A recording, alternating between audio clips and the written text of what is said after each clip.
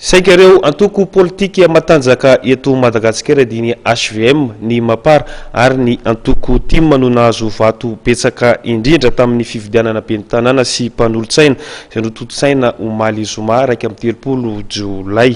Nanirana ny nosy moa izay vokatra izay raha ny hita teny rehetra teny. Ho an'Antananarivo manokana kosa indray dia ny kandida avy amin'ny tiko Madagasikara izay nahitana ny kandida Lalao Ravalomanana no nahazo vato betsaka indrindra aloha hatreto raha ny vokatra vonjomaika izay hita eny amin'ny tompona andraikitra Isatsokajiny eny. Dio jerentsika indray ary ny sary mirakitra izay. Ny HVM, ny mapara ary ny antoko Tim no hery politika mahazo vato betsaka indrindra tamin'ny fifidianana ben'ny tanàna sy mpanolo-tsaina izay notontosaina omaly tamin'ny bureau fandatsaham-bato 2 sy 2 alina manerana ny nosy. Ny fampizaran'ireo hery politika telo ireo ny fahazahoana vato betsaka indrindra tamin'ireo renivohim-paritany teo aloha. Lasa nilisitry ny Tim mitarihan'ny Lalao Ravalomanana ny vato betsaka indrindra tamin'ireo bureau mpifidianana teto Antananarivo renivohitra.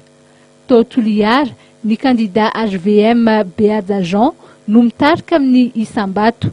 Raha nitaritra voaray vato 220 sy 750 no azon'ny kandidany HVM, 80 sy 500 ho an'ny lisitry ny kandidata ary ny Dede Tomira ary 120 sy 930 ho an'ny lisitra Iaraka Isikita ary ny Kame Vital.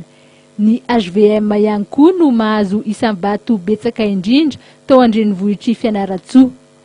Ho an'ny mapara dia Tomasina sy Mahajanga no nazahoan'izy ireo fandresena ny akamaroan'ny birao fandatsaham-bato. Tomasina sy Mahajanga izay samy toerana lehibe ara-toekarena eto Madagasikara. Marihana fa manadanja amin'ny fananganana ny Sena ny fifidianana ben'ny tanàna no tanterahana omaly. Ny ben'ny tanàna voafidy vaovao mantsy dia tafiditra ao anatin'ny mpifidy lehibe hifidy ny loholona.